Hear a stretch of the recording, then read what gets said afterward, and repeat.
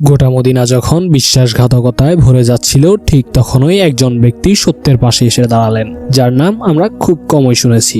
আর সবচেয়ে অবাক করার বিষয় হলো, তিনি ছিলেন না কোনো মুসলমানও, কিন্তু তার সততা আর তার অনুগত দেখে রাসূল সাল্লাল্লাহু আলাইহি ওয়াসাল্লাম নিজেই তার প্রশংসা করেছিলেন।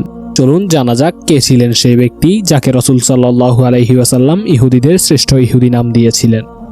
মদিনা সনদের পরে শহরটি নতুন জীবন পেলেও এর চারপাশে তখনও ছিল নানা ঝড়ের আভাস। কারণ মদিনা সনদ ছিল এক শান্তির প্রতীক, কিন্তু সবার মনে তো আর শান্তি ও নিষ্ঠা ছিল না, বরং অনেকের মনেই ছিল অশান্তি। আর এর জন্যই মদিনার শান্তি রক্ষা অনেকটাই কষ্টকর হয়ে ওঠে। প্রতিটি মানুষের সামনে তখন ছিল নিজ চুক্তি রক্ষার এক কঠিন পরীক্ষা। এই কঠিন সময়ে উঠে আসে একটি নাম, মুখাইরিক, যিনি ছিলেন বনু নাদিরের সম্মানিত ইহুদি বিশেষজ্ঞ। তিনি ছিলেন জ্ঞানী, প্রজ্ঞাবান এবং সাহসী একজন ব্যক্তি। আর সবচেয়ে বড় কথা, তিনি হলেন একজন ন্যায়পরায়ণ ব্যক্তি। তিনি সত্যকে চিনতেন এবং তার সবটুকু দিয়ে সেই সত্যের প্রতি দাঁড়ানোর শক্তিও ছিল। বনু নাদিরের অনেকেই মদিনা সনদের প্রতি আনুগত্য দেখানোর প্রতিশ্রুতি দিলেও সময়ের পরীক্ষায় তারা টিকে থাকতে পারেনি। যুদ্ধের হুমকি দেখা দিলেই তারা অঙ্গীকার ভুলে যেতে শুরু করত, এবং তাদের মধ্যে অনেকেই যুদ্ধক্ষেত্র হতে পলায়ন করত, আর অনেকে তো শত্রুর সাহায্যে লেগে পড়ত। কিন্তু মুখাইরিক ছিলেন সম্পূর্ণ আলাদা। তিনি বলেছিলেন, এই চুক্তি শুধু কালি দিয়ে লেখা নয়, বরং এই চুক্তি আমাদের বিবেকের পরীক্ষা।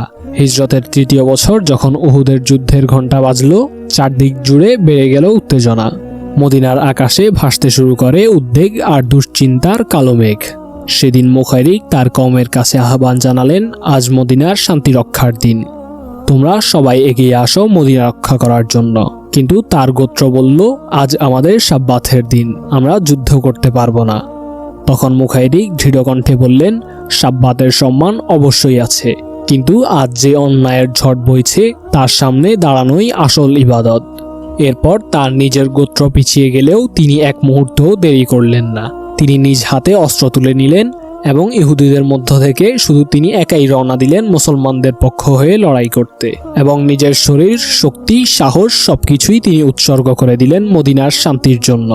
কিন্তু যুদ্ধের উত্তাপে এক সময় তিনি গভীরভাবে আহত হলেন, এবং ওই অবস্থায় তিনি শেষ পর্যন্ত লড়াই করতে করতে শহীদ হয়ে যান। মৃত্যুর আগেই তিনি তার সম্পত্তি রাসূল সাল্লাল্লাহু আলাইহি ওয়াসাল্লাম এবং মুসলমানদের জন্য দান করে গিয়েছিলেন, এবং বলেছিলেন, আমি যে সত্যের পক্ষে দাঁড়াচ্ছি তা যেন আমার মৃত্যুর পরও কাজে লাগে। যখন মুখাইরিকের মৃত্যুর খবর পৌঁছালো, তখন রাসূল সাল্লাল্লাহু আলাইহি ওয়াসাল্লাম গভীরভাবে মর্মাহত হয়েছিলেন, এবং রাসূল সাল্লাল্লাহু আলাইহি ওয়াসাল্লাম বলেছিলেন, মুখাইরিক হলো ইহুদিদের মধ্যে সবচেয়ে সেরা ইহুদি, এবং তিনি ছিলেন এমন একজন অমুসলিম ব্যক্তি যিনি সত্যের পক্ষে দাঁড়িয়েছিলেন এবং যিনি গোত্রের বিরোধিতার মাঝেও চুক্তির সম্মান রেখেছিলেন। এবং রাসূল সাল্লাল্লাহু আলাইহি ওয়াসাল্লাম তাকে সম্মানিত করে ঘোষণা দিলেন ইহুদিদের সেরা মানুষ হিসেবে। রাসূল সাল্লাল্লাহু আলাইহি ওয়াসাল্লাম তাকে কখনো ভুলে যাননি। মুখাইরিকের রেখে যাওয়া সম্পত্তি তিনি মুসলমানদের কল্যাণে ব্যবহার করেছিলেন, এবং সবাই তাকে সবসময় সম্মানের সাথে স্মরণ করে, যে সম্মানটি সাধারণত শহীদদের জন্য দেওয়া হতো। আর তিনি আমাদেরকে এই শিক্ষা দিয়েছেন যে সত্য শুধু কোনো দল বা জাতির বা কোনো পরিচয়ের পক্ষে সীমাবদ্ধ নয়। যে সত্যকে চিনে এবং বিবেকের প্রতি সৎ থাকে, তাকেই আল্লাহ তাআলা সবসময় সম্মান দেন। মুখাইরিক মুসলমান ছিলেন না, কিন্তু তিনি ছিলেন সত্যবাদী। এমনকি নিজের জীবন দিয়েও তিনি দেখিয়েছেন মদিনার শান্তি রক্ষা শুধু মুসলমানদের নয়, বরং ন্যায়পরায়ণ মানুষদেরও দায়িত্ব। আর এই কারণেই রাসূল সাল্লাল্লাহু আলাইহি ওয়াসাল্লাম তার প্রতি অসাধারণ সম্মান দেখিয়েছিলেন। যদি এই ভিডিও আপনার ভালো লাগে তাহলে তা অন্যদের সঙ্গে শেয়ার করুন। নিচে কমেন্ট বক্সে জানান এই ভিডিও আপনার কেমন লাগলো। আর এমন আরো হৃদয় ছোঁয়া কন্টেন্ট পেতে সাবস্ক্রাইব করতে ভুলবেন না।